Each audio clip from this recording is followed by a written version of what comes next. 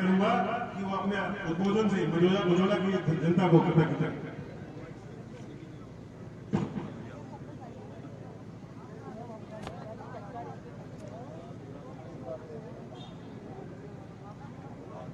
भारत माता की भाई ऐसे काम नहीं चलेगा। आगे देखो जतिन जी को पूरा भरोसा दे दीजिए कि आप सब सुनने वाले हैं, तो इससे पूरा आप लोग जो है इतना जोर का जयकारा लगाइए कि इनकी आवाज इससे होते हुए मोदी जी तक पहुंच जाए। भारत माता की, भारत माता की, गौरी शंकर महादेव की, बोले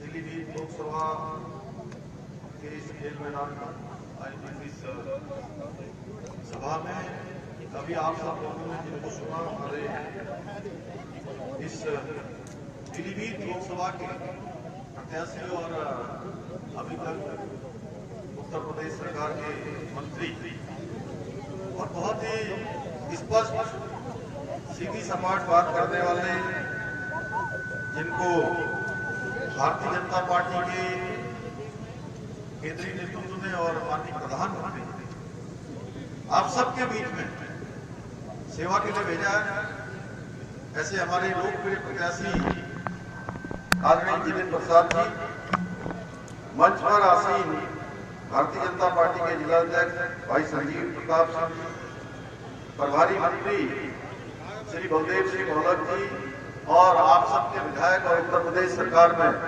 मंत्री मेरे बहुत पुराने साथी भाई संजय सिंह गंगवार जी, हमारे उत्तर प्रदेश सरकार के मंत्री आदरणीय राकेश आचार्य जी, श्री रजनीकांत महेश्वरी जी, लोकसभा के संयोजक जिनसे मेरा बहुत पुराना परिचय है, आदरणीय दीपक कुमार अग्रवाल जी, स्वामी प्रवक्तानंद जी, विधायक खड़खेड़ा, श्री निशांत प्रताप सिंह, चेयरमैन गुलड़िया, धीरेन्द्र मिश्रा जी, विवेकांत भारती जी, कमलेश गंगवार जी, अजय गोयल जी, कपिल अग्रवाल जी, किशन लाल राजपूत जी, हमारे पुराने साथी और पूर्व विधायक, देवराज वर्मा जी, पूर्व मंत्री, मंच पर आसीन श्री बलविंदर सिंह दिल्लू जी, डॉक्टर दिवाकर जी, योगेश बड़गोटी जी, विजय भाटिया जी, कपिल अग्रवाल जी, और खटीमा से मेरे साथ इस सभा में आए हुए हमारे बहुत वरिष्ठ नेता उत्तर प्रदेश राज्य सहकारी बैंक के अध्यक्ष आदरणीय राम सिंह रावत जी, मेरे साथ उत्तराखंड सरकार में राज्य मंत्री उत्तम दत्ता जी, और हमारे बहुत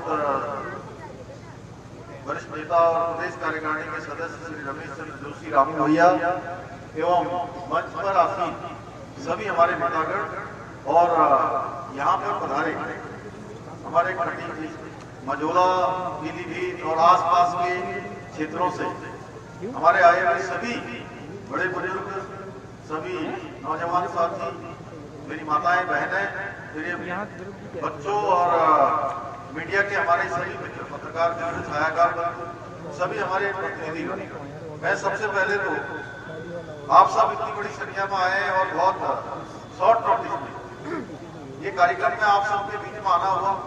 आप सब इतनी बड़ी संख्या में एकत्र हुए और काफी दिनों बाद मैं भी वैसे तो मझौला मेरे लिए एक ऐसा स्थान है कि हर बार मुझे यहाँ से घाट हाटी जाना हो या सरपुड़ा जाना हो, बग्गा चौवन जाना हो या मझौला गांव जाना हो, अनेकों बार मुझे लगता है कि कई सैकड़ों बार यहाँ से मेरा जाना हुआ होगा। ऐसा लगता नहीं है कि खटीमा और मझौला कोई अलग अलग है।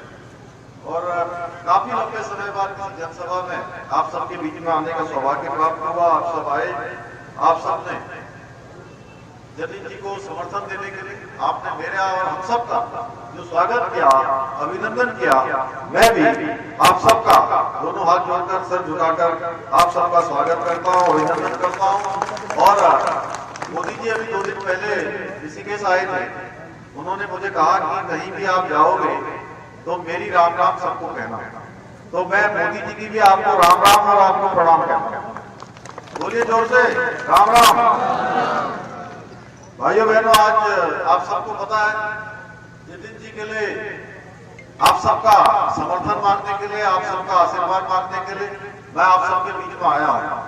और जतिन जी को जो भी एक एक वोट मिलेगा वो वोट सीधे सीधे आदरणीय प्रधानमंत्री नरेंद्र मोदी जी को तीसरी बार प्रधानमंत्री बनाने के लिए होगा।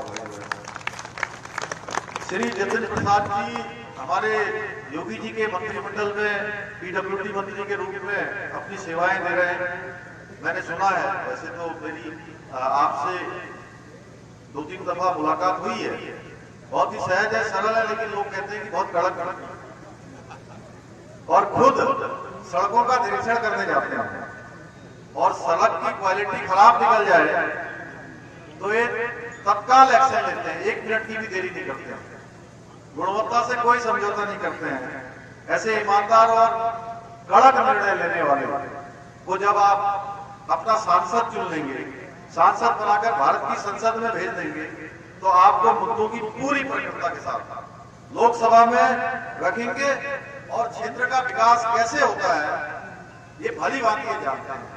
मुझे पूरा भरोसा है कि पीलीभीत लोकसभा क्षेत्र में जो काम निकट भविष्य में होने हैं उन सबको आप प्रमुखता से पूरा करेंगे, प्रमुखता से आगे बढ़ेंगे। इसलिए भाइयों बहनों, आने वाले लोकसभा के चुनाव में एक एक वोट 19 अप्रैल को आपने कमल के फूल में देना है, क्योंकि कमल पर दिया गया एक एक वोट सीधे सीधे आदरणीय मोदी जी को जाएगा, सीधे सीधे मोदी जी को ताकत मिलेगी।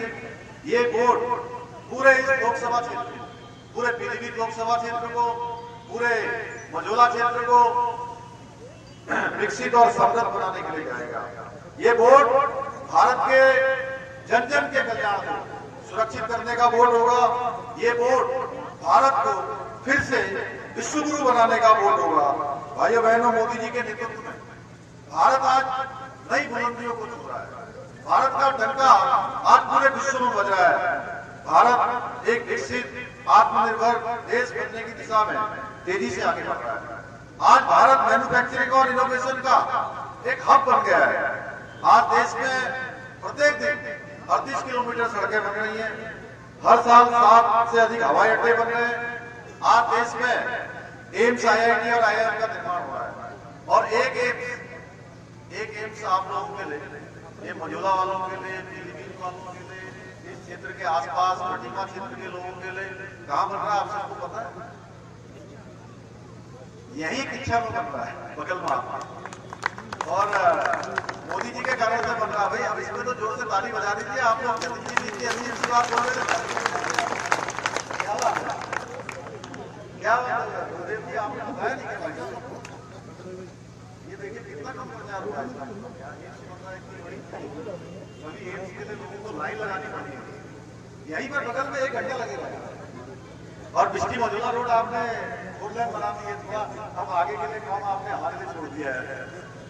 उधर कितना किलोमीटर? 12 किलोमीटर, 12 हो गया, 12 रह गया। आप सबको याद होगा कि एक बार बिस्टी मझौला रोड बनाने के लिए बहुत प्रयास करना पड़ा था हमको शुरुआत में, लेकिन मैं जतिन जी का धन्यवाद करता हूँ कि इन्होंने बिना कहे यहाँ उसको 4 लेन कर दिया। इस पर ताली बजाइए। तो भाइयों बहनों, आज मोदी जी के नेतृत्व में भारत एक विश्व शक्ति के रूप में उभर रहा है। 5वीं अर्थव्यवस्था भारत बन गया है। यूपीआई ट्रांजैक्शन की शुरुआत करके देश में डिजिटल ट्रांजैक्शन की क्रांति लाने का कार्य किया गया है। आज भारत डिजिटल ट्रांजैक्शन के मामले में नंबर 1 का हो गया, दुनिया में नंबर 1 हो गया भाइयों बहनों। आज अमेरिका के, यूरोप के लोग हैरानी जताते हैं कि भारत में एक छोटी सी सब्जी की दुकान वाला, एक ठेले वाला, रेडी वाला, छोटा काम करने वाला भी यूपीआई के जरिए पैसे का लेन देन कर रहा है। भाइयों बहनों, आज मोदी जी हर गरीब के लिए, हर जरूरतमंद के लिए काम कर रहे हैं, हर उस व्यक्ति के लिए काम कर रहे हैं जिसको वास्तव में सहायता की आवश्यकता है। किसान समृद्धि योजना हो, जनधन योजना हो, उज्ज्वला योजना हो, आयुष्मान भारत योजना हो, प्रधानमंत्री आवास योजना हो, ऐसी अनेक योजनाएं, गरीब कल्याण योजना। आज ही भारतीय जनता पार्टी का संकल्प पत्र जारी हुआ है। आप सबको मुझे बताते हुए खुशी हो रही है कि एक तो पूरे देश के अंदर सबसे पहले जो उत्तराखंड में यूसीसी का विधेयक पारित हुआ है, जिसको राष्ट्रपति महोदय ने अपनी स्वीकृति दे दी है, अब आने वाले समय में भारत भाजपा के संकल्प पत्र में उसका संकल्प लिया गया है कि पूरे भारत में आगे माननीय प्रधानमंत्री जी के नेतृत्व में आगे लागू होगा। भाइयों बहनों, ऐसे अनेक काम मोदी जी के नेतृत्व में हुए हैं, चाहे जम्मू कश्मीर के अंदर धारा 370 हटाई गई हो या सीएए का कानून लाया गया। मैं आप ही की लोकसभा क्षेत्र में अभी गबिया क्षेत्र में गया था, जहां पर बड़ी संख्या में हमारे बंगाल से, पूर्वी बांग्लादेश से आए, जिसको पूर्वी पाकिस्तान कहते थे, बड़ी संख्या में बांग्लादेशी भाई है, बंगाली भाई है। अब सीएए का कानून लागू होने के बाद आपकी जो वोटर संख्या है कितनी बढ़ जाएगी? 55,000 अभी है और 55,000 और बढ़ने वाले, यानी कि 1,10,000 हमारे बंगाली भाई यहाँ के जो है भारत के सदस्य हो जाएंगे, भारत की नागरिकता उनको मिल जाएगी। जो आज पाकिस्तान में, पूर्वी पाकिस्तान में, अफगानिस्तान में, बांग्लादेश में दोयम दर्जे का जीवन जी रहे थे, वहां उत्पीड़न का शिकार हो रहे थे, अत्याचार का शिकार हो रहे थे, उन सबको नागरिकता देने का काम हुआ। देश में अब भारत की सेना मजबूत हुई है, सीमाएं सुरक्षित हुई। कोई दुश्मन अगर अब हमारी ओर आंख उठाकर देखता है तो भारत की सेना उसी की धरती पर जाकर, सीमा पार जाकर उनको खदेड़ने का और निस्तानाबूद करने का काम करती है, सर्जिकल स्ट्राइक करती है। भाइयों बहनों, गोली का जवाब गोलों से देने का काम करती है। और तो और अभी जतिन जी बोल रहे थे कि जिन्होंने राम मंदिर का विरोध किया उनको वोट नहीं देना चाहिए, जिन्होंने तुष्टीकरण का काम किया उनको वोट नहीं देना चाहिए। आप सब जानते हैं इतने दिनों तक भगवान राम टेंट के अंदर किसके कारण रहे? इनकी नीतियों के कारण रहे, जिनकी सरकारें रहे। आप भगवान राम को टेंट से महल के अंदर ले जाने का काम किसी ने किया है तो हमारे प्रधानमंत्री मोदी जी ने किया। भाइयों बहनों, इस बार का रामनवमी का पर्व भगवान अपना जन्म दिवस टेंट से हटकर अब कहां मनाने वाले हैं? महल में मनाने वाले हैं। भाई बहनों, उत्तर प्रदेश की सरकार ने बहुत सारे काम किए हैं और 2 साल पहले जो आपने सरकार बनाई, आपने इस क्षेत्र से श्री संजय गंभीर जी को भारी बहुमत से यहाँ से जिताकर भेजा। आज उसी का नतीजा है कि उत्तर प्रदेश में योगी जी के नेतृत्व में उत्तर प्रदेश आज विकास की नई उड़ान भर रहा है। अभी मैं देख रहा था इन्वेस्टरों के लिए ग्लोबल हब बनता जा रहा है और जो यहाँ माफिया राज हुआ करता था, मुझे बताने की आवश्यकता नहीं है योगी जी के शासनकाल में किस तरह से माफिया राज को मिट्टी में मिलाने का काम हुआ है। भाइयों बहनों, एक समय था जब सपा की, बसपा की सरकारें होती थी, उनके संरक्षण में किस प्रकार से अपराधी पलते थे, किस तरह से माफिया राज हुआ करता था, किस प्रकार से वसूली गैंग हावी हुआ करते थे। लेकिन उत्तर प्रदेश के अंदर योगी जी की सरकार आने के बाद ये सब बंद हो गया है। इसी तरह भाइयों बहनों, हमने उत्तराखंड में बहुत सारे निर्णय लिए हैं। आपने देखा होगा लैंड जिहाद जो चलता था, लैंड जिहाद के खिलाफ हमने जो अतिक्रमण हटाने का अभियान शुरू किया, 4,000 एकड़ से भी ज्यादा जमीन हमने अतिक्रमण से मुक्त करवाई है। नकल माफियाओं को पूरी तरह से जेल में भेजने का काम किया गया है। प्रदेश के अंदर दंगा रोधी कानून बनाया है, धर्मांतरण का कानून बनाया है। इसी से ये महिला से लगा हुआ जितना क्षेत्र है, यहाँ पर धर्मांतरण का काम बहुत साजिश के तहत, बहुत एक तरह से षड्यंत्र होता था। भाइयों बहनों, डेमोग्राफी लगातार चेंज हो रही थी। हमने कहा कि देवभूमि में इस प्रकार का काम किसी कीमत पर नहीं होगा। हम भाइयों बहनों प्रदेश की शांति में खलल डालने वाले होते हैं, उन पर नकेल कसने का काम कर रहे हैं। इतने कड़े निर्णय अगर कोई ले सकता है, उत्तर प्रदेश हो, उत्तराखंड हो या देश के अंदर मोदी जी के नेतृत्व में चलने वाली सरकार है, वो भारतीय जनता पार्टी की सरकार ही ले सकती है। भाइयों बहनों, एक तरफ जहां मोदी जी आप देश को विकसित बनाने के लिए काम कर रहे हैं, एक संकल्प के साथ आगे बढ़ रहे हैं, वहीं सपा, बसपा, कांग्रेस ये जितने भी गठबंधन करने वाले हैं, ये कांग्रेस फिर से देश को 2014 से पहले वाले जो इनके भ्रष्टाचार की खाई थी, उस भ्रष्टाचार की खाई में धकेलने का प्रयास कर रही है। ये नेता, ये पार्टियां आज हाथ लगाकर बैठी हैं, कैसे भी करके उनको सत्ता मिल जाए, कैसे भी करके उनको जनता का समर्थन मिल जाए और फिर से 2014 से पहले जो उनका भ्रष्टाचार का खेल चलता था वो खेल फिर से शुरू हो जाए। लेकिन भाइयों बहनों, ये मंसूबा उनका कामयाब नहीं होगा, क्योंकि देश की जनता इनकी सच्चाई भली भांति जान चुकी है। अपनी हार को देखते हुए आज सारे जितने भ्रष्टाचारी ये गठबंधन के लोग हैं, इन्होंने एक गठबंधन बना लिया है, वो भी ठगबंधन बनकर रह गया है। उसमें भी हर एक व्यक्ति चाहता है कि मैं दूल्हा बन जाऊं, हर एक दल चाहता है मैं दूल्हा बनूं, यानी कि बारात निकले और मैं दूल्हा बन जाऊं। लेकिन कोई भी उसमें से बाराती बनने को तैयार नहीं है। भाइयों बहनों, ये ठीक वैसे ही है कि भानुमति ने कुंभा जोड़ा, कहीं का ईंट कहीं का गारा, भानुमति ने कुंभा जोड़ा, बिखरा हुआ गठबंधन है। भाइयों बहनों, अब इस देश के लोग इस गठबंधन के झांसे में नहीं आने वाले।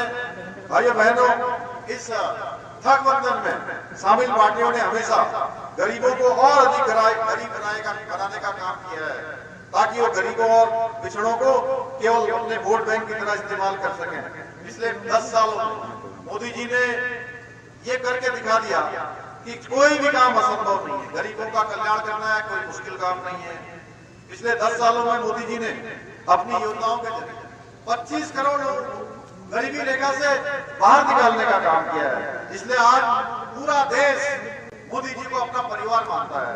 और जब सपा और कांग्रेस के पास इस चुनाव के बाद जिस दिन 4 जून को रिजल्ट आएगा, 19 तारीख को आप सब मतदान करेंगे, तो इनके पास केवल एक ही मुद्दा बचेगा कि ईवीएम का नाम ही रटने लगेंगे भाई, कि ईवीएम खराब हो गई है, ईवीएम में धोखा दे दिया या ईवीएम में गलत हो गया। लेकिन ईवीएम से भी इनकी दाल नहीं गलेगी। तो ये लोग आजकल आप देख रहे होंगे हर समय कहते हैं लोकतंत्र बचाओ, लोकतंत्र खतरे में है। अरे आश्चर्य की बात है, लोकतंत्र का गला घोटने का काम, लोकतंत्र की हत्या का काम किसने किया था? ये देश के अंदर 1975 में जब देश का आपातकाल लगाया था, वो लोग आज लोकतंत्र की दुहाई दे रहे हैं। भाइयों बहनों, अभी मैं अपनी रक्षा मंत्री जी का एक इंटरव्यू सुन रहा था। उस इंटरव्यू में उनको आपातकाल में जेल डाला गया और जेल में जब उनकी माताश्री का देहांत हो गया, उसमें उनको शरीक होने तक की, उसमें सम्मिलित होने तक का, अंतिम संस्कार में जाने तक की भी अनुमति इन्होंने प्रदान नहीं करी। जेल से पैरोल भी नहीं दी गई। भाइयों बहनों, वो अपनी मां को अंतिम विदाई भी नहीं दे पाए।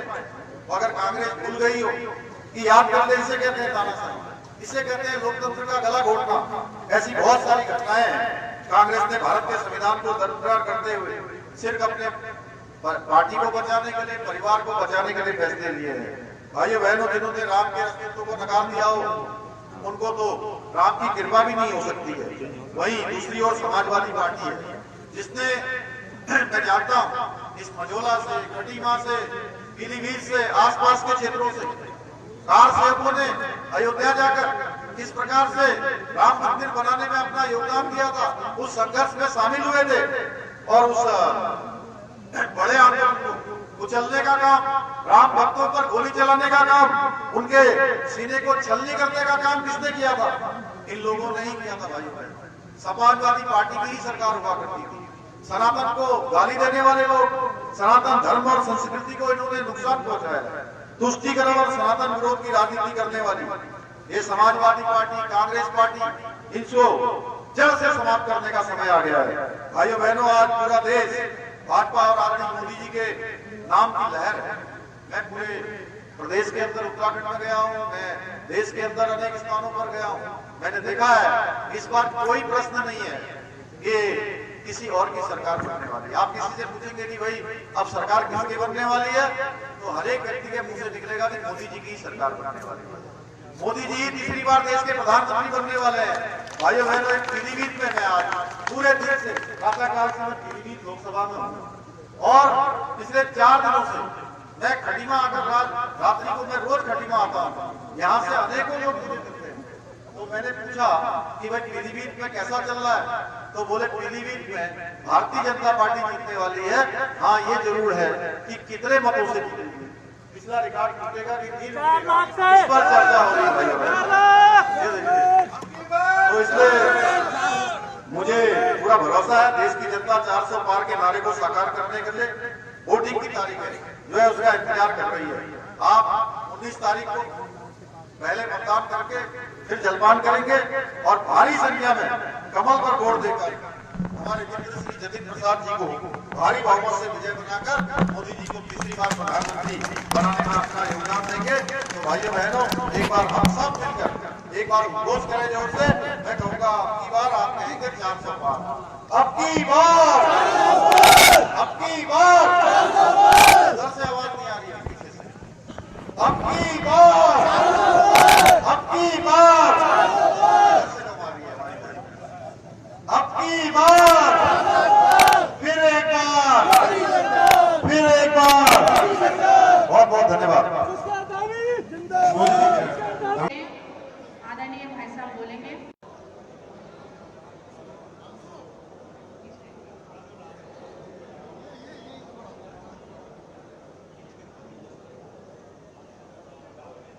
भारत माता की। अरे भाई, ये जो है नवीन बांसुरी की आवाज और टाइगर की दहाड़ यहाँ से सुनाई दे रही है। माता की, भारत माता की, भारत माता की। बोले सोनिहाल, बोले सोनिहाल। पूरनपुर पीलीभीत में प्रबुद्ध जनों के इस सम्मेलन में मंच पर आसीन अभी आपने जिनको सुना, उत्तर प्रदेश सरकार में गन्ना एवं चीनी मंत्री आदरणीय संजय गंगवार जी, भारतीय जनता पार्टी के जिलाध्यक्ष भाई संजीव प्रताप सिंह जी, पूरनपुर क्षेत्र के लोकप्रिय विधायक जिनसे मेरा बहुत पुराना परिचय है, आदरणीय बाबूराम पासवान जी, पूर्व मंत्री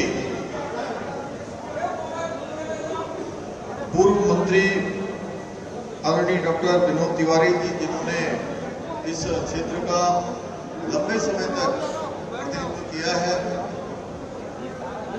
मेरे बहुत पुराने मित्र अल्पसंख्यक आयोग के सदस्य श्री परविंदर सिंह जी, चेयरमैन नगर पालिका श्री शैलेंद्र गुप्ता जी, गुरभाग सिंह जी, प्रतिनिधि जिला पंचायत अध्यक्ष श्री पवन कुमार अरोड़ा जी, अनुराग अग्निहोत्री जी, श्री अजमेर सिंह छीना जी, हंसराज गुलाटी जी, हमारे बहुत पुराने साथी श्री सरवण लाहौरिया जी, श्री हर्ष गुप्ता जी, हर्ष प्रधान जी नगर अध्यक्ष, बहादुर सिंह जी, जितेंद्र सिंह जी, मंजीत सिंह जी, राजेश भारती जी, श्री बहादुर सिंह जी और खटीमा से मेरे साथ आए हुए श्री सरदार राजपाल सिंह जी एवं मंच पर आसीन हमारे सभी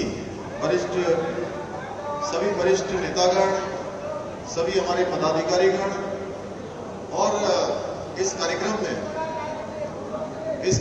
में पधारे मेरे सभी बड़े बुजुर्ग, सभी उपस्थित मेरे नौजवान साथियों, उपस्थित हमारे मीडिया के बंधु, सभी हमारे मीडिया के मित्र, पत्रकार बंधु, छायाकार बंधु, मैं सबसे पहले तो बांसुरी नगरी और टाइगर की दहाड़ जहां से सुनाई देती है आयोजित इस सम्मेलन में आप सब लोगों के बीच में मुझे आने में कुछ विलंब भी हो गया।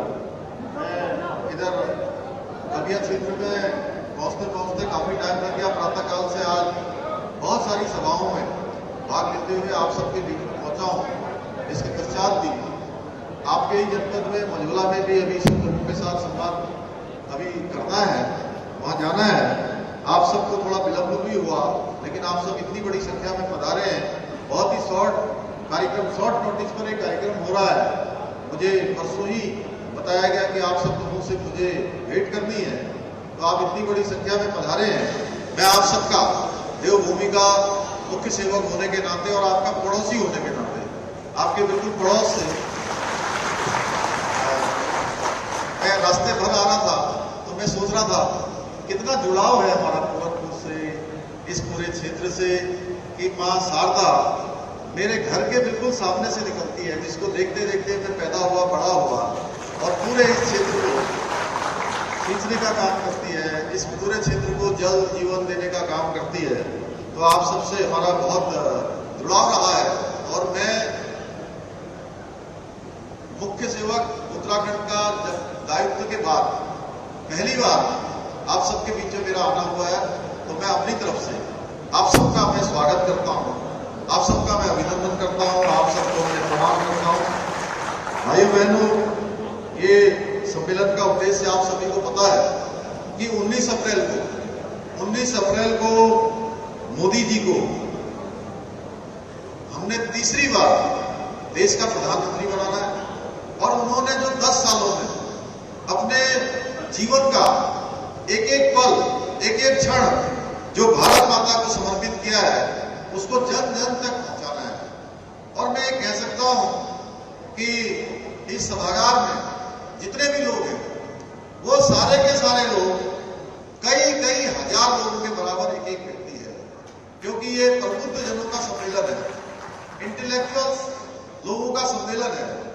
और ऐसे लोग जिनको मैं कह सकता हूं कि इस पूरे पूरनपुर क्षेत्र के सारी क्रीम यहां पर बैठी है। जिस प्रकार से क्रीम होती है उस प्रकार का ये सम्मेलन है।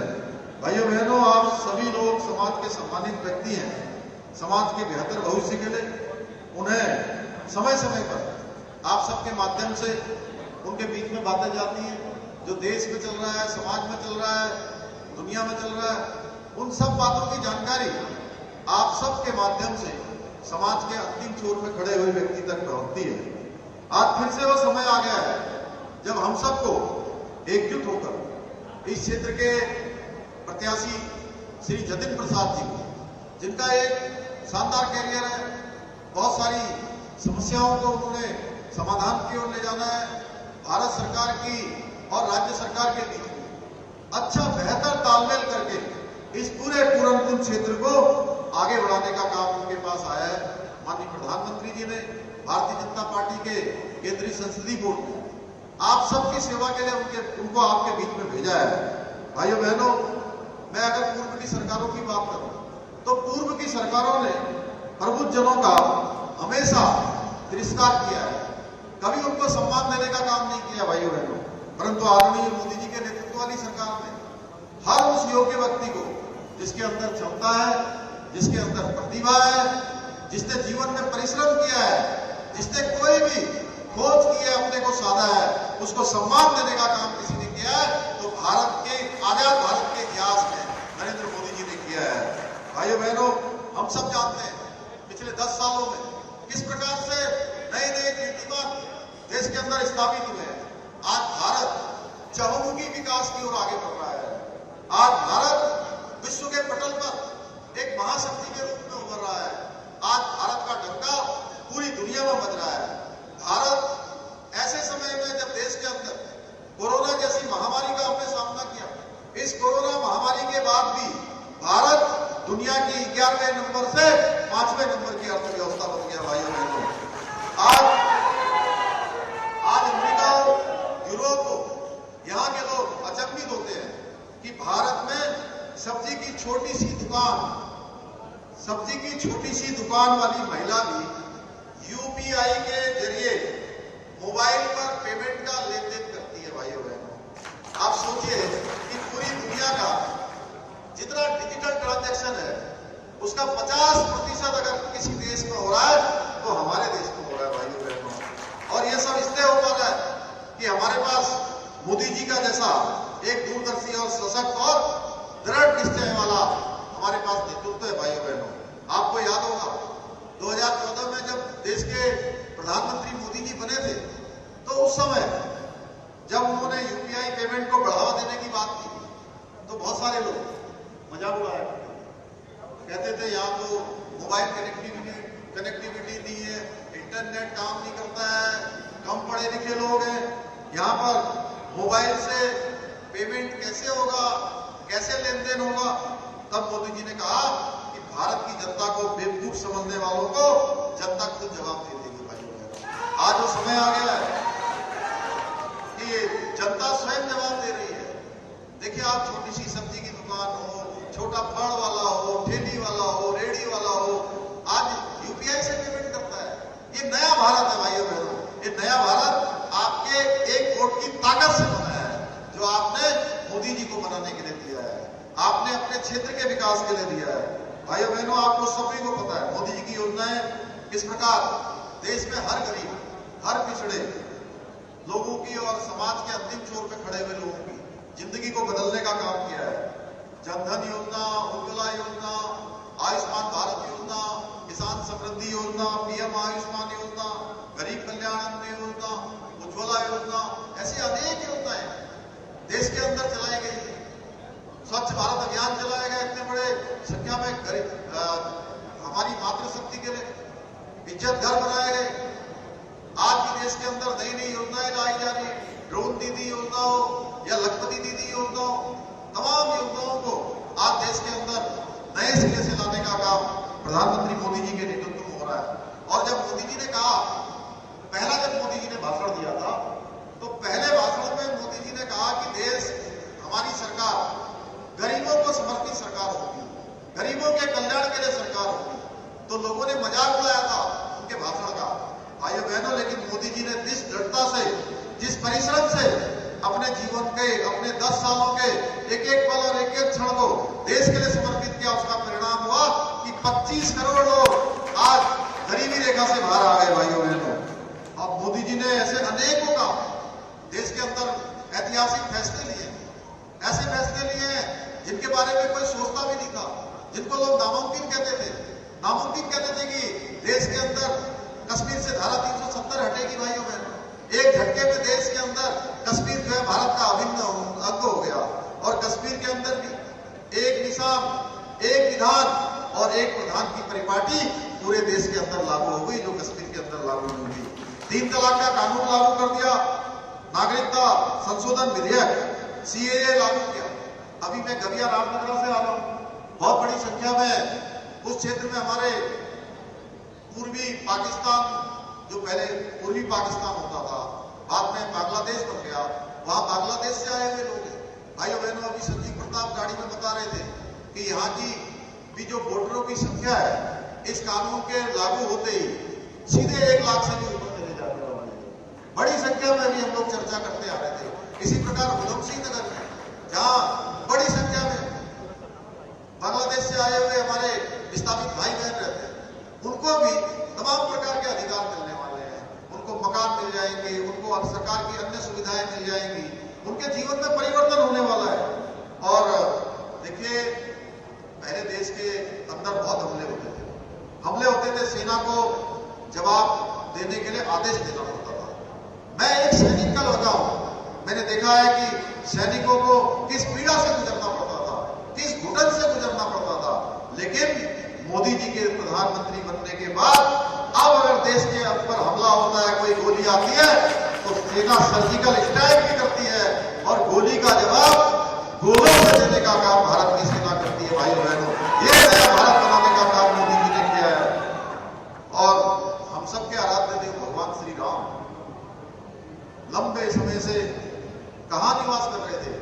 अयोध्या में, जहां पैदा हुए, टेंट में रहते थे। भाइयों बहनों, उस टेंट से रामलला को मंदिर में ले जाने का काम, महल में ले जाने का काम, और हम सबको नए रामयुग का साक्षी होने का अवसर अगर किसी ने दिया है, हमको इस अवसर का साक्षी बनाया है, तो ये अवसर भी हमको माननीय प्रधानमंत्री मोदी जी के नेतृत्व में मिला। भाइयों बहनों, एक नया रामयुग देश के अंदर आया है। ऐसे अनेक काम आज देश के अंदर लगातार हो रहे हैं। भाइयों बहनों, जहां एक समर्पित भाव से मोदी जी काम कर रहे हैं, और जो हमारे विपक्ष में उनकी स्थिति आप जानते हैं, अच्छी तरह जानते हैं। भाइयों बहनों, हमारे सिख भाई बड़ी संख्या में यहाँ आए। अभी भाई प्रविंदर जी बोल रहे थे तो मुझे ध्यान गया, मैं जब भी जाता हूं तो मेरे को एक बात समझ में नहीं आती। भाइयों बहनों, आज हमारी जो सिख समाज है, उसके बीच में दूसरे लोग वोट मांगने भी कैसे आ सकते हैं, जिन्होंने 1984 में जो कत्लेआम हुआ था, किस प्रकार का अन्याय हुआ था, किस प्रकार से लोगों को मजबूरी में जीवन जीने के लिए उन्होंने विवश किया था, मजबूर किया था। आखिर उनसे जवाब पूछना चाहिए कि इतने सालों तक जिनके साथ आप गठबंधन में रहे, इतने सालों तक सरकार में रहे, आपने उनको सजा देने का काम क्यों नहीं किया? भाइयों बहनों, वो नहीं कर सकते थे, क्योंकि उन्होंने तुष्टीकरण की राजनीति को अपनाया है। इसी प्रकार से करतारपुर कॉरिडोर, जहां दर्शन करने के लिए जाते थे भाई बहनों, कितनी मुश्किल होती थी और दर्शन भी नहीं कर पाते थे, वहां पर करतारपुर कॉरिडोर बनाने का काम भी प्रधानमंत्री मोदी जी ने किया है। अभी परमिंदर जी कह रहे थे यहाँ पर कि 1.25 लाख से 1 लड़ाऊं, चिड़ियों से मैं बात पढ़ाऊं, गुरु गोविंद सिंह में नाम कहाऊं। भाइयों बहनों, जहां शक्ति होती है उसकी पूजा होती है, लेकिन इस धर्म को बचाने के लिए, संस्कृति को बचाने के लिए, ईमान को बचाने के लिए फतेह सिंह और बाबा जोरावर सिंह बाबा किस तरह से दीवारों पर चुन दिए गए, किस प्रकार से उनको विवश किया गया। छोटे छोटे बच्चों को उस उम्र में कैसे उनके ऊपर यातनाएं दी गई, उनके मुंह से निकला कि हम रुक नहीं सकते, हम झुक नहीं सकते, हम ईमान के सच्चे, हम धर्म के सच्चे, हम गुरु गोविंद सिंह के बच्चे।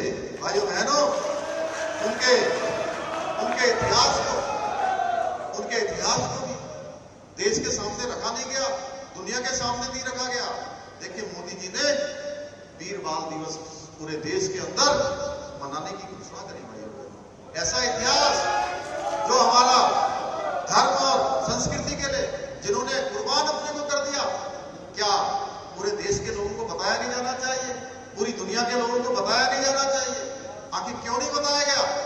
ये प्रश्न मेरा नहीं है कि मैं यहां बोल रहा हूं, ये प्रश्न हम सबका है और इसका उत्तर भी हम सबको मिलकर खोजना होगा। हम सब लोग अगर मिलकर उत्तर खोजेंगे तो जरूर पता लगेगा कि आखिर गुरु तेग बहादुर जी का प्रकाश पर्व आज ही क्यों मनाया जा रहा है, आज ही पूरे भारत सरकार क्यों धूमधाम से मना रही है। गुरु नानक देव जी का हो, गुरु गोविंद सिंह जी का हो, हमारे 10वें गुरुओं का, इस प्रकार से आज हर जगह पर सम्मान हो रहा है, धर्म का भी सम्मान हो रहा है, विरासत को भी बढ़ाया जा रहा है, संस्कृति को भी बढ़ाया जा रहा है।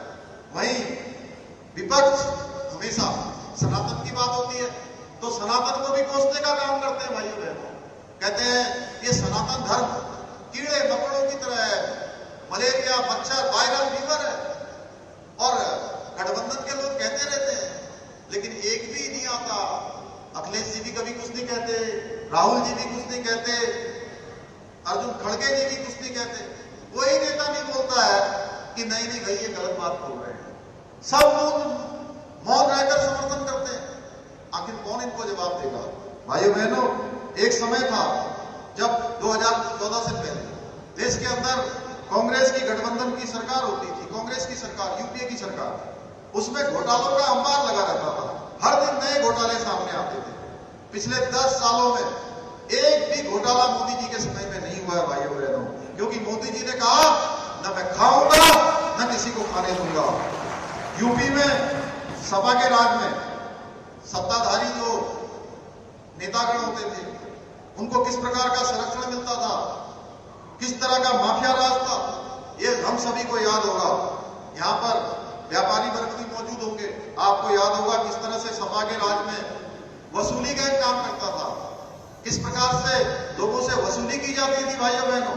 और आज आदरणीय योगी जी के सरकार में आने के बाद सारे गुंडे माफिया या तो जेल में बंद हैं या प्रदेश के बाहर चले गए या कहीं और चले गए। उनके साथ किस प्रकार से निपटने का काम हो रहा है, यह आप लोग भली भांति जानते हैं। यहाँ पर सैनिक भी मौजूद होंगे, आपको याद होगा सैनिकों ने लंबे समय तक, कई दशकों तक ये संघर्ष किया कि देश में 1 रैंक 1 पेंशन लागू हो जाए, लेकिन उनको भी धोखा देने का काम किया। मोदी जी ने इस पीड़ा को भी समझा और 1 रैंक 1 पेंशन को लागू किया। भाइयों बहनों, आज पूरा देश, पूरा विश्व जो भारत की शक्ति है, भारत का सामर्थ्य है, उसको देख रही है, उससे परिचित हो चुकी है, जिसका परिणाम है कोई भी दुश्मन अब हमें आंख दिखाने की हिम्मत नहीं करता है।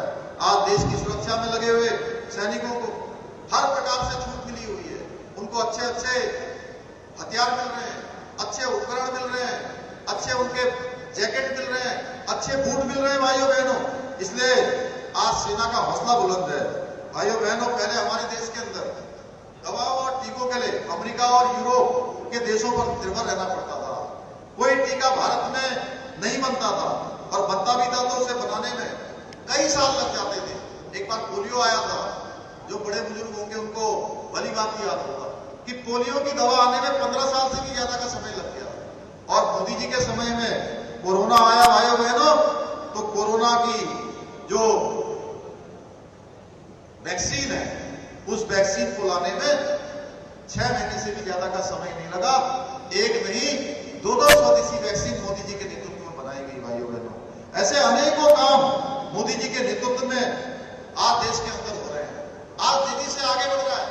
और मोदी जी कहते हैं मैं भ्रष्टाचार नहीं होने दूंगा, मैं परिवारवाद नहीं होने दूंगा, मैं तुष्टीकरण नहीं होने दूंगा। और जो एनडीए गठबंधन है, इसके लोग कहते हैं कि हम परिवारवाद को आगे बढ़ाएंगे, परिवारवादी लोगों को पोषित करेंगे, अपनी पार्टियों का हमें अस्तित्व बचाना है, भ्रष्टाचारियों को बचाना है और मोदी जी को हटाना है, क्योंकि मोदी जी हमारे लिए बहुत बड़ा रास्ते के कांटे बन गए हैं। इनकी लड़ाई सरकार बनाने की नहीं है। आज सबको पता है, पूरे देश में अगर कहीं भी जाइए, आप लोग अगर पूछेंगे पूरब से लेकर पश्चिम तक, उत्तर से लेकर दक्षिण तक, कश्मीर से लेकर कन्याकुमारी तक, हर जगह लोग कहेंगे कि सरकार तो मोदी जी की बनने वाली है, सरकार तो भारतीय जनता पार्टी और एनडीए की बनने वाली है। और मैं पीलीभीत में भी पिछले 3-4 दिनों से मैं खटीमा में हूं, मैं लोगों से बात कर रहा हूं, तो लोग कह रहे हैं कि पीलीभीत में सांसद में तो जतिन प्रसाद ही जीतने वाले हैं, मोदी जी को ही हम लोग वोट देने वाले हैं। तो भाइयों बहनों, इसमें ये कोई प्रश्न नहीं है। हम सबके एक एक वोट की कीमत है, एक एक वोट हमको एक भ्रष्टाचार पर, परिवारवाद पर, तुष्टीकरण पर गहरी चोट करेगा। इसलिए मैं आप सबसे निवेदन करने के लिए आया हूं, क्योंकि पहले चरण में मतदान है। आपके बगल से लगा हुआ उत्तराखंड है, उत्तराखंड के अंदर 5 लोकसभा की सीटें भारी अंतर से जीत रहे हैं पूरे। वहां का मैं सब जगह का भ्रमण करने के बाद आज आपके बीच में पहुंचा हूं। आप सबसे भी मैं निवेदन करने के लिए आया हूं कि आप सबके माध्यम से इस पूरे क्षेत्र में लोगों का अत्यधिक मतदान हो, मतदान में सब लोग सहभागी बने और मोदी जी को तीसरी बार चुनने के लिए आपका एक एक वोट सीधे सीधे जो यहाँ के सांसद को जाएगा, वो सीधे सीधे मोदी जी को जाएगा। यही निवेदन मैं आप सबके लिए करने के लिए आया हूँ। आप सबने मेरी बात सुनी, आप सब इतनी बड़ी संख्या में आए, आप सबका बहुत बहुत धन्यवाद। और मैं एक बार जोर से नारा लगाऊंगा, आप मेरे साथ दोहराएंगे। मैं कहूंगा अब की बार, आप कहेंगे 400 बार। अब की बार, अब की बार, फिर एक बार, फिर एक बार। धन्यवाद। मुख्यमंत्री जी से निवेदन करता हूं कि आज के जनसभा को आकर के संबोधित करेंगे। माननीय मुख्यमंत्री जोरदार तालियों से स्वागत करेंगे।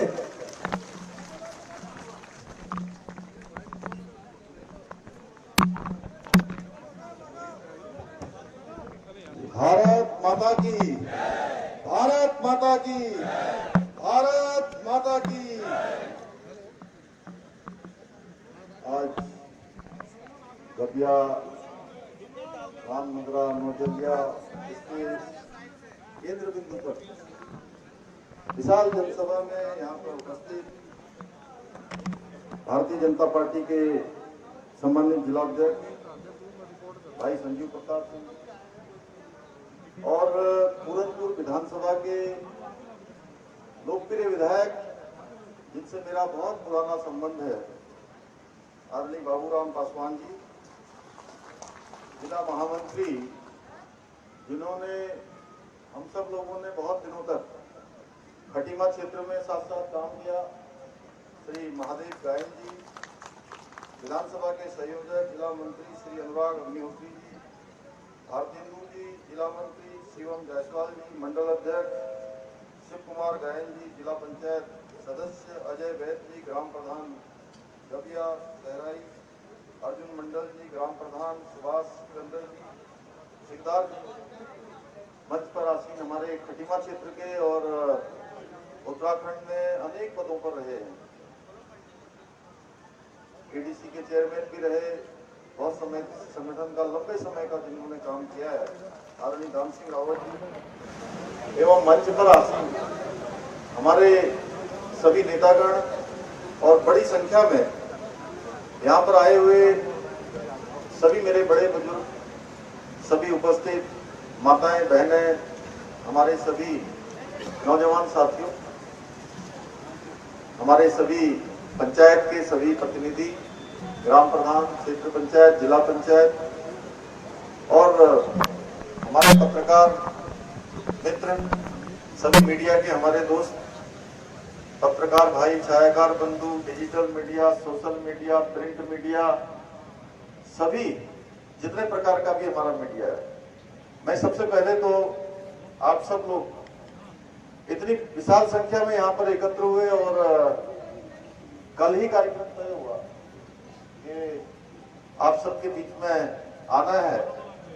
और मोदी जी ने मोदी जी ऋषिकेश आए थे 2 दिन पहले। उन्होंने कहा धामी जी अब कहीं भी आप जाओगे, जनसभा में लोगों से मिलोगे, संवाद करोगे, तो सबसे पहले जाकर मेरा प्रणाम बोलना, सबको मेरी राम राम बोलना। मोदी जी की तरफ से आप सबको राम राम, और योगी जी की तरफ से भी राम राम। वो भी कल आए थे हल्द्वानी में, उनकी तरफ से भी राम राम। और मैं अपनी तरफ से आप सबका स्वागत करता हूं, अभिनंदन करता हूं, आप सबका आभार व्यक्त करता हूं कि बड़ी संख्या में आप आए हैं। हमारे पड़ोस का एक क्षेत्र है और बचपन से कभी ऐसा लगता नहीं है कि रामनगरा, गबिया, नौजलिया, ये मेलाघाट से लगा हुआ सारा क्षेत्र कोई अलग क्षेत्र है। यहाँ के अनेक लोग सवेरे शाम वहां तक आते हैं, खटीमा के आसपास आते हैं, कोई कामों से आते हैं, बाजार के लिए आते हैं, अन्य चीजों के लिए आते हैं और वापस फिर लौटकर जो है अपने घर आ जाते हैं। इसलिए ऐसा लग नहीं रहा कि किसी में नई जगह आया हूँ। और मुझे भी आज बहुत दिनों बाद और ये जो जिम्मेदारी मुझे आप सबके बीच में से मिली है, उसके बाद पहली बार आप सबके बीच में आने का सौभाग्य मिला। और आज इस चुनावी सभा में आप सबसे भेंट हो रही है। भाइयों बहनों, हमने बहुत सारे काम उत्तराखंड के अंदर हमारे प्रधानमंत्री आदरणीय मोदी जी के नेतृत्व और मार्गदर्शन में किए हैं। और आज का दिन बड़ा विशेष दिन है। आज जहां हमारे नवरात्र का छठा दिन है, वहीं आज भारत रत्न डॉक्टर बाबा साहब भीमराव अंबेडकर जी की जयंती भी है। और आज ही के दिन हमारी भारतीय जनता पार्टी का आज संकल्प पत्र देश के सामने प्रस्तुत किया गया है। और उस संकल्प पत्र में एक जो वैसे तो सभी के उत्थान का संकल्प पत्र है, विकसित भारत की गारंटी है, गरीबों के उत्थान का संकल्प पत्र है, महिलाओं की सुरक्षा की गारंटी है, उनके सशक्तिकरण की गारंटी है, नौजवानों के कौशल को आगे बढ़ाने की गारंटी है, समाज के अंतिम छोर में खड़े हुए व्यक्ति तक विकास पहुंचाने का ये संकल्प पत्र है। लेकिन उस संकल्प पत्र में एक जो 2022 का विधानसभा चुनाव उत्तराखंड में हुआ था, क्योंकि आप सब लोग बिल्कुल पड़ोस के लोग हैं, आप सबको मैं जरूर बताना चाहता हूं कि हमने उत्तराखंड में समान नागरिक संहिता उत्तराखंड में लागू हो, मोदी जी के नेतृत्व में वो संकल्प पत्र भी उत्तराखंड में प्रस्तुत किया था। और विधानसभा का चुनाव हुआ, सरकार गठन हो गई। नई सरकार बनते ही हमने सबसे पहला काम उत्तराखंड में समान नागरिक संहिता, यानी कि कोई किसी भी पंथ का हो, किसी समुदाय का हो, किसी जाति का हो, किसी वर्ग का हो, सबके लिए उत्तराखंड में एक समान कानून की व्यवस्था आप कर दी है। विधेयक उत्तराखंड की विधानसभा ने पारित कर दिया, राष्ट्रपति महोदय ने भी उसको अपनी स्वीकृति प्रदान कर दी। और आज जो संकल्प पत्र भारतीय जनता पार्टी का प्रस्तुत हुआ है, उस संकल्प पत्र में पूरे देश के अंदर आने वाले समय में समान नागरिक संहिता को लागू करने का वायदा किया गया है। भाइयों बहनों, तो इसलिए मैं प्रधानमंत्री जी का धन्यवाद करना चाहता हूं, प्रधानमंत्री जी का अभिनंदन करना चाहता हूं कि उनके नेतृत्व में एक नया भारत बनने जा रहा है। एक नया भारत, एक ऐसा भारत जो पूरी दुनिया को दिशा देने का काम करेगा, जो पूरी दुनिया का नेतृत्व करने का काम करेगा और पूरी दुनिया का सिरमौर भारत बनेगा। भाइयों बहनों, प्रधानमंत्री जी ने अभी देश के अंदर सीएए का कानून लागू कर दिया, नागरिक संशोधन विधेयक देश के अंदर लागू हो गया है।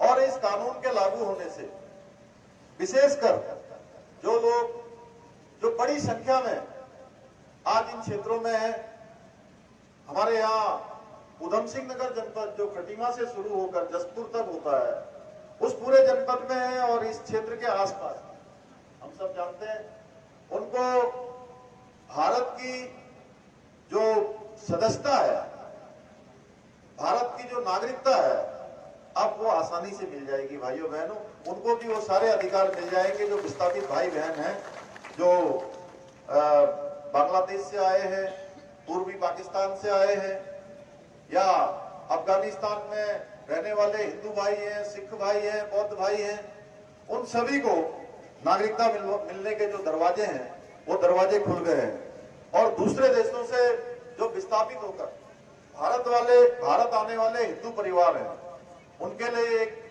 वरदान साबित होगा। उनके जीवन में जो कठिनाइयां थी, उनके जीवन में जो परेशानियां थी, वो सारी की सारी दूर होगी। मुझे विश्वास है कि जल्द ही आप लोगों को भी, जो लोग वहां से आए हैं जिनकी नागरिकता नहीं हो पाई है, उन सबको नागरिकता मिल जाएगी। और नागरिकता के मिलने से अनेक जो सरकारी योजनाएं हैं उनका लाभ मिलना शुरू हो जाएगा। आपको अपना पक्का घर बना सकेंगे, अन्य प्रकार की सुविधाओं को आप यहाँ पर ले पाएंगे। आज मैं आप सबके बीच में, जो हमारे इस क्षेत्र से अभी उत्तर प्रदेश सरकार में मंत्री भी हैं और जिनका एक बड़ा बैकग्राउंड राजनीतिक क्षेत्र का रहा है, एक अच्छा अनुभव है, बड़े ऊर्जावान हैं, बड़े मेहनती हैं और बहुत ही प्रतिभा उनके अंदर है।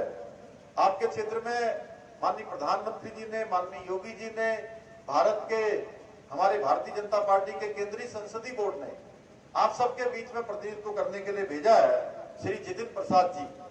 और वो जैसे यहाँ से आप सब लोग उनको सांसद चुनकर भेजेंगे तो इस क्षेत्र की जो बहुत सारी समस्याएं हैं, बहुत सारे जो काम होने हैं, उनका वो हमारे बाबूराम पासवान जी के साथ मिलकर इन समस्याओं के समाधान के लिए काम करेंगे। मैं आज उन्हीं के लिए आप सबसे उन्हीं के लिए निवेदन करने के लिए आया हूं कि आप सब लोग उनको अपना मत समर्थन देकर यहां से भारी मतों से विजयी बनाकर भेजेंगे। भाइयों बहनों, आप सबको पता है बांग्लादेश से विस्थापित होकर बड़ी संख्या में लोग यहाँ रहते हैं।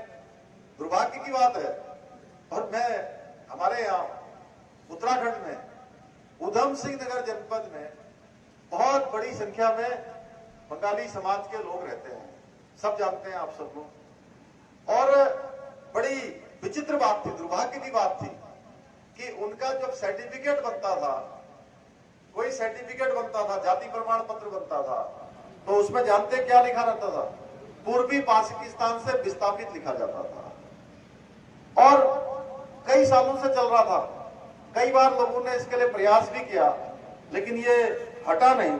मैंने जैसे ही मुझे जिम्मेदारी मिली, मैं मुख्य सेवक के रूप में मैंने दायित्व पर काम करना शुरू किया और दशकों से जो बंगाली समाज के लोग यहाँ रहकर इस मिट्टी की सेवा कर रहे थे, हमने कहा कि ये भेदभाव हम बिल्कुल नहीं होने देंगे, किसी भी कीमत पर ये भेदभाव नहीं होगा।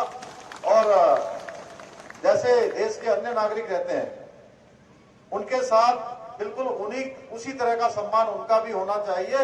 और हमने फैसला लिया कि इनके जाति प्रमाण पत्र में से पूर्वी पाकिस्तान विस्थापित होकर आए हैं, अब ऐसा नहीं लिखा जाएगा भाइयों बहनों, इसको हमने समाप्त कर दिया।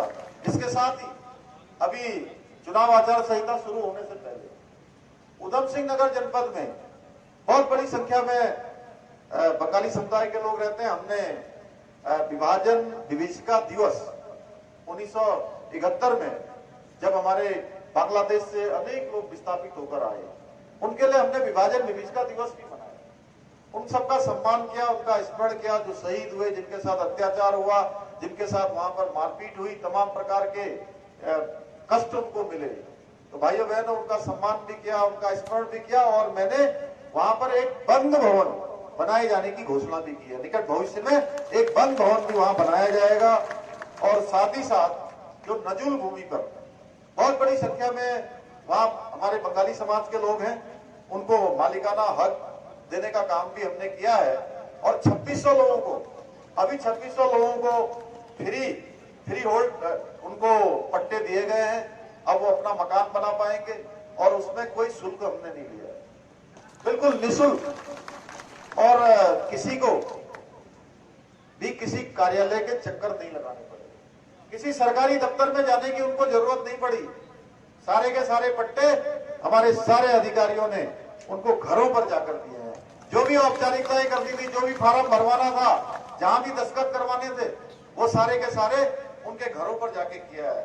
भाइयों बहनों, भारतीय जनता पार्टी ने हमेशा बंगाली समाज के लोगों को जीवन को उनके बेहतर बनाने के लिए काम किया है। और इसी पार्टी के जब हमारे सबसे संस्थापक श्यामा प्रसाद मुखर्जी ने जिस कश्मीर को बचाने के लिए अपने प्राणों का बलिदान कर दिया, भाइयों बहनों, आज कांग्रेस के लोग, ईएनडी जो गठबंधन बना है, उस गठबंधन के लोग वो कहते हैं कि अरे कांग्रेस से ये धारा 370 कश्मीर से हटाने से उत्तर प्रदेश के लोगों को क्या लेना देना है, उत्तराखंड के लोगों को क्या लेना देना है, बंगाल के लोगों का क्या लेना देना है, या बिहार के लोगों का क्या लेना देना है। बताइए भाइयों बहनों, जिस कश्मीर को बचाने के लिए श्यामा प्रसाद मुखर्जी शहीद हो गए, जिस कश्मीर को बचाने के लिए हमारे सेना के हजारों लोगों ने अपनी शहादत दे दी, अपने प्राणों का बलिदान दे दिया, उसके बारे में इस प्रकार का प्रश्न उठाते हैं। आखिर इनकी मानसिकता क्या हो गई है? आखिर ये कहां देश को ले जाना चाहते हैं? आखिर ये देश के अंदर किस प्रकार का विभाजन करना चाहते हैं? इन्होंने हमेशा तुष्टीकरण की राजनीति की है, केवल वोट बैंक की राजनीति की है। और इसीलिए इन्होंने जब सीएए का कानून लाया गया था, प्रधानमंत्री मोदी जी जब सीएए का कानून ला रहे थे, उसका भी इन लोगों ने विरोध किया भाइयों बहनों। लेकिन आदरणीय मोदी जी ने पूरी दृढ़ता के साथ एक झटके में सीएए का कानून लागू कर दिया भाइयों बहनों, सबके लिए रास्ते खोल दिए। भाइयों बहनों, आप सभी लोग बहुत ही प्रबुद्ध लोग हैं और मैं ऐसा मानता हूं कि इस पूरे क्षेत्र के आप सब सम्राट भी हैं, आप सब लोग जागरूक भी हैं और आप सब लोग यहाँ की क्रीम भी हैं। आप सभी जागरूक हैं किस प्रकार मोदी जी आप देश का विकास करके एक नए रास्ते पर ले जा रहे हैं। 2014 से पहले जब मोदी जी देश के प्रधानमंत्री नहीं थे तो हमारे देश की क्या स्थिति बन गई थी? पूरी दुनिया के अंदर भारत की पहचान डप्पू भारत के रूप में, पिछलग्गू भारत के रूप में पहचान बन गई थी। भाइयों बहनों, उस पहचान से निकालने का काम मोदी जी ने किया है। आज दुनिया के अंदर कोई घटना होती है, कोई बड़ा प्रकरण आता है तो पूरी दुनिया अगर किसी का इंतजार करती है तो भारत के रुख का इंतजार करती है। ये नया भारत मोदी जी ने बनाया है। और 2014 से पहले किस प्रकार देश के अंदर भ्रष्टाचार था, किस प्रकार तुष्टीकरण था, हम सब जानते हैं भाइयों बहनों। कोई दिन ऐसा नहीं है जिस दिन कोई घपला घोटाला ना आता हो।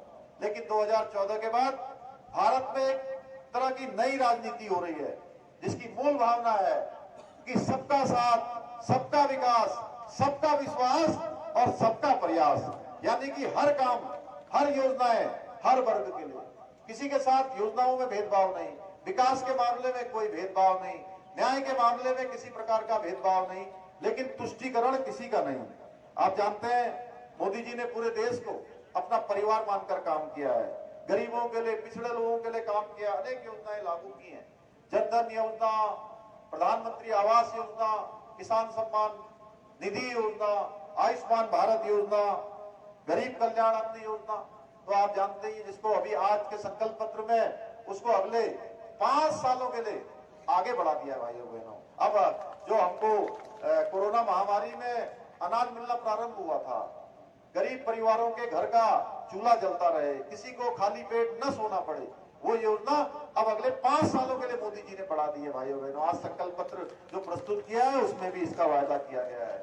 इसके साथ साथ देश के अंदर बहुत सारे काम मोदी जी ने पिछले 10 सालों में किए हैं, पिछले 5 सालों में किए हैं।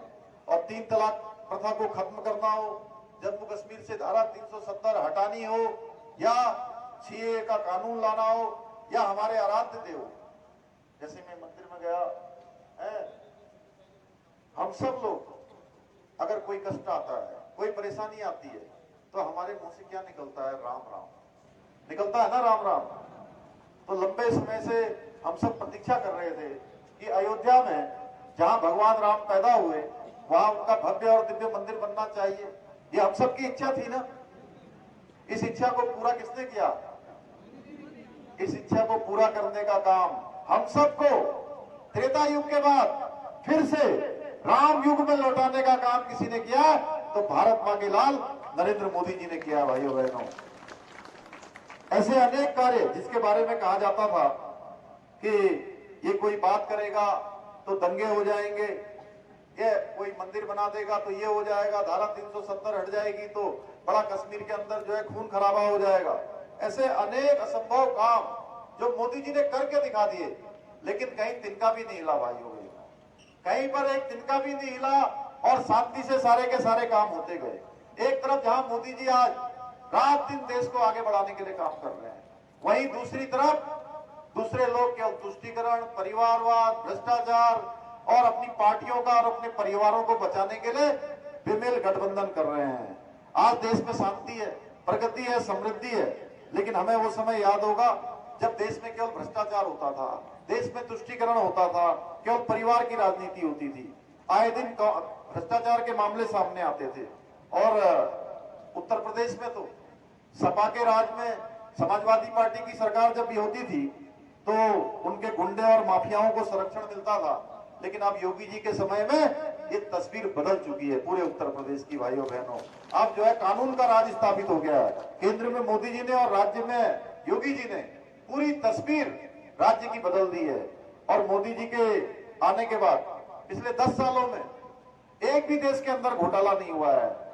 वहीं आपके उत्तर प्रदेश में जो गुंडे माफिया किस्म के लोगों की क्या दुर्गति हो रही है, ये कोई बताने की आवश्यकता नहीं है। भाइयों बहनों, आप सब जानते हैं गुंडों की जगह उत्तर प्रदेश में योगी जी की सरकार में या तो जेल पर है या फिर कहीं और है। जानते हैं आप सब, चाहे प्रदेश हो या देश हो, आज भारतीय जनता पार्टी अकेली ऐसी पार्टी है जो विकास और सुशासन को साथ में लेकर चल रही है। इसलिए भाइयों बहनों, 29 तारीख को 19 अप्रैल को पहले चरण में यहाँ भी मतदान होना है, उत्तराखंड में ही मतदान होना है। तो 19 तारीख को आदरणीय मोदी जी को तीसरी बार प्रधानमंत्री बनाने में हम सबको अपना योगदान देना है। आप सभी लोग समाज के चैतन्य हैं, प्रबुद्ध जन हैं, तो आपका वोट के साथ ही आपको ये सुनिश्चित करना है कि पूरा समाज आज, चूंकि क्या है कि देखिए, मैं कहीं भी देश में जा रहा हूं, मैं प्रदेश में गया हूं, देश में गया हूं, अनेक स्थानों पर गया हूं, कहीं पर भी इस बात की चर्चा नहीं हो रही है कि सरकार कोई और बनने वाली है। हर कोई कह रहा है सरकार भाजपा की बनने वाली है, सरकार मोदी जी की बनने वाली है, और प्रधानमंत्री भी तीसरी बार मोदी जी ही बनने वाले हैं। इसलिए पीलीभीत लोकसभा क्षेत्र से भी चर्चा यही है कि यहाँ से भारतीय जनता पार्टी ही जीतने वाली है। यहाँ के लोग मोदी जी को प्रधानमंत्री बनाने के लिए जतिन प्रसाद जी को ही जिताने वाले हैं। इसलिए आपका एक एक वोट और आपके आस पड़ोस का वोट, नातेदारों का, रिश्तेदारों का, मिलने वालों का, जानने वालों का, पहचानने वालों का, सबका वोट करवाने की जिम्मेदारी आप सबकी है। मैं भी देवभूमि से आप सबसे ये आह्वान करने वाला हूँ, क्योंकि ये वोट देश की तरक्की के लिए होगा। भाइयों बहनों, ये वोट देश की तरक्की के लिए होगा, ये वोट महिला सशक्तिकरण के लिए होगा, हमारी महिलाओं के उत्थान के लिए होगा। आज ही संकल्प पत्र में जो प्रधानमंत्री जी के नेतृत्व में आज संकल्प पत्र जारी हुआ है, उस संकल्प पत्र में जहां पहले 1 लाख 2 लाख लखपति दीदी बनाने का अभियान, पूरे देश के 2 करोड़ लखपति दीदी बनाने का जो संकल्प लिया गया था, अब उसको 3 करोड़ बनाने का संकल्प लिया है। हमने 5 सालों में 3 करोड़ हमारी महिलाएं, हमारी बहनें, माताएं वो लखपति बनेंगी। ये वोट महिला सशक्तिकरण और उनकी सुरक्षा के लिए होगा। ये वोट किसानों के लिए, नौजवानों और व्यापारियों के बेहतर भविष्य के लिए होगा। ये वोट दंगाइयों के खात्मे के लिए होगा। ये वोट शांति और चैन के लिए होगा। ये भ्रष्टाचार और तुष्टीकरण की राजनीति को जड़ से समाप्त करने के लिए ये वोट होगा। भाइयों बहनों, इसलिए मैं आप सबसे निवेदन करने आया हूं कि आप भारी बहुमत से एक एक मत कमल के फूल वाले बटन पर हम लोगों ने, आपने एक बटन दबाना है, उसके बाद जतिन प्रसाद जी, हमारे बाबूराम जी और योगी जी और मोदी जी सब मिलकर विकास के 20-20 बटन यहाँ दबाएंगे। और इसलिए आप लोग दबाएंगे ना कमल के फूल वाला बटन, सब लोग दबाएंगे और दबाएंगे, जिताएंगे सब जोर पूरे बहुमत से यहाँ से। चलिए बहुत बहुत धन्यवाद। मैं कहूंगा अब की बार आप कहेंगे 400 पार। अब की बार, अब की बार, अब की बार, फिर एक बार, फिर एक बार। बहुत बहुत धन्यवाद। जय हिंद, जय भारत। भारत माता की, भारत माता की।